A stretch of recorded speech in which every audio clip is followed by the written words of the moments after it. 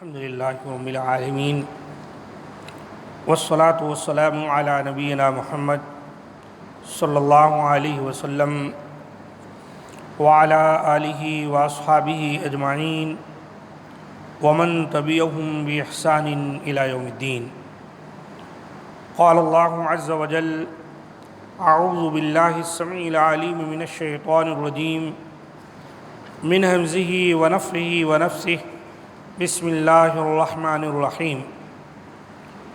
احل لکم لیلۃ الصیام الرفث الی نسائکم ہن لباس لکم وانتم لباس لہن علم اللہ انکم کنتم تختانون انفسکم فتاب علیکم وعفى عنکم فالآن باشروہن وابتغوا ما کتب اللہ لکم وَكُلُوا وَاشْرَبُوا حَتَّى يَتَبَيَّنَ لَكُمُ الْخَيْطُ الْأَبْيَضُ مِنَ الْخَيْطِ الْأَسْوَدِ مِنَ الْفَجْرِ ثُمَّ أَتِمُّوا الصِّيَامَ إِلَى اللَّيْلِ وَلَا تُبَاشِرُوهُنَّ وَأَنْتُمْ عَاكِفُونَ فِي الْمَسَاجِدِ تِلْكَ حُدُودُ اللَّهِ فَلَا تَقْرَبُوهَا كَذَلِكَ يُبَيِّنُ اللَّهُ آيَاتِهِ لِلنَّاسِ لَعَلَّهُمْ يَتَّقُونَ۔ تمہارے لیے روزے کی رات کو اپنی عورتوں کے ساتھ صحبت کرنا حلال کر دیا گیا ہے۔ وہ تمہارے لیے لباس ہیں اور تم ان کے لیے لباس ہو۔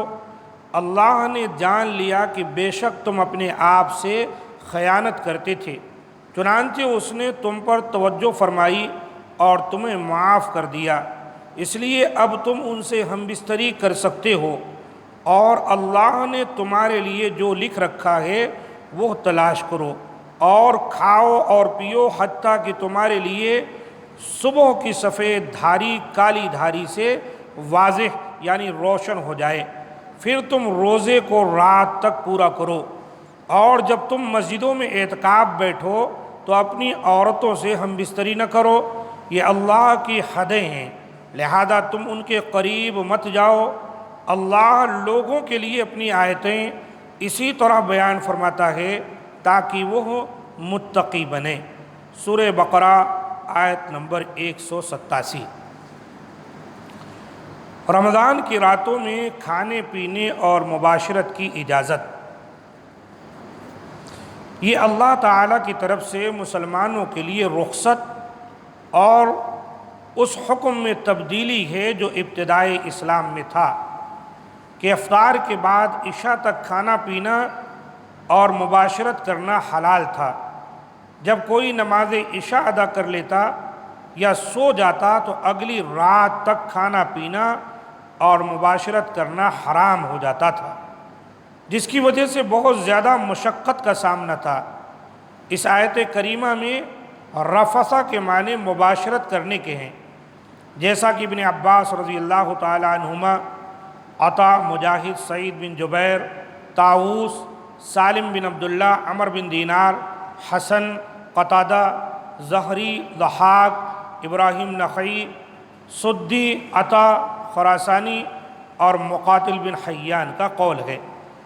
اور ارشاد باری تعالی: ہن لباس لکم وانتم لباس لہن، اس کے بارے میں حضرت ابن عباس رضی اللہ تعالی عنہما، مجاہد، سعید بن جبیر، حسن، قتادہ، سدی اور مقاتل بن حیان رحمہم اللہ فرماتے ہیں کہ وہ تمہارے لیے وجہ تسکین ہیں اور تم ان کے لیے وجہ تسکین ہو۔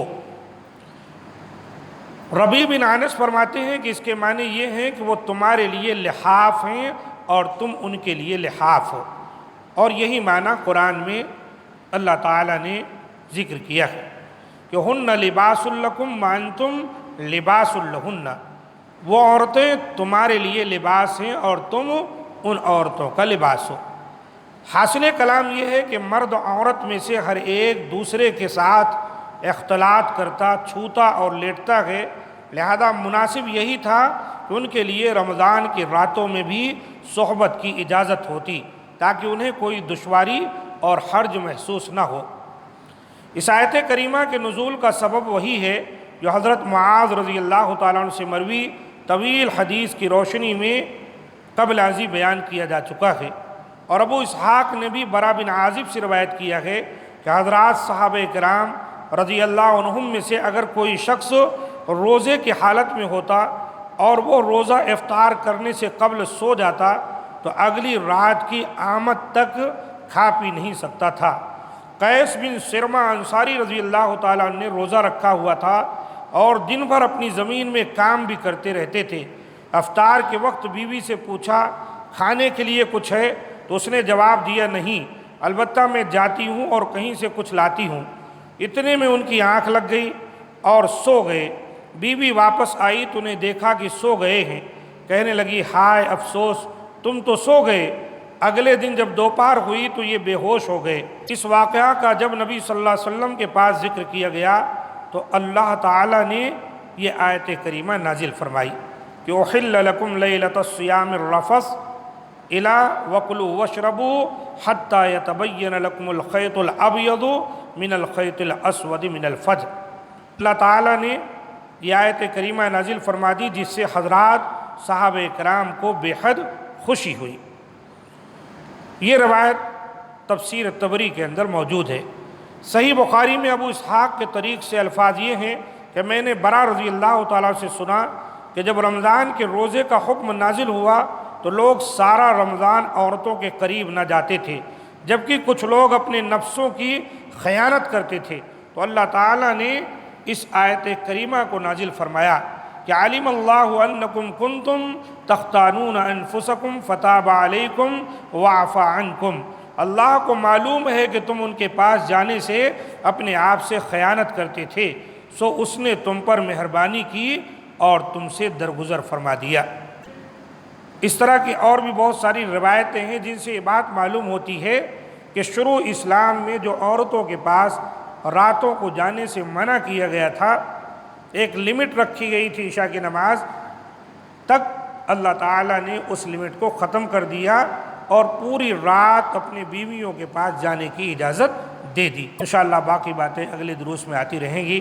ھذا ما عندی، سبحان ربک رب العزۃ عما یصفون وسلام علی المرسلین والحمد للہ رب العالمین۔